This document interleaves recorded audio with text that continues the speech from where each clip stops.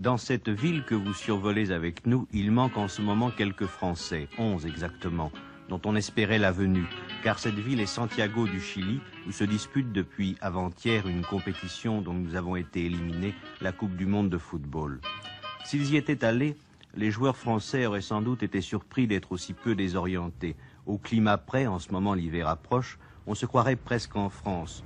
On y boit du vin, du bon vin chilien, le Saint-Émilion, le Pommard, le Muscadet, le Sancerre, jusqu'aux voitures qui sont le plus souvent françaises, qui valent 5 fois plus cher qu'ici à cause des taxes. Seules les camionnettes sont détaxées, d'où l'allure particulière de ces 2 chevaux qu'un coup de rabot transforme en camionnettes minuscules.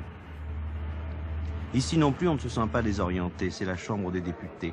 Le président de la Chambre est un radical, il y a des conservateurs, des libéraux d'un côté avec les radicaux, et de l'autre côté les communistes, les socialistes et un peu à part les démocrates chrétiens. Le Chili est fier avec raison d'être une démocratie assise depuis 1 siècle et demi sans coup d'État. Aussi le président de la République, M. Alessandri, se rend-il seul à pied à son bureau, le voici, tous les matins, citoyen parmi les autres citoyens.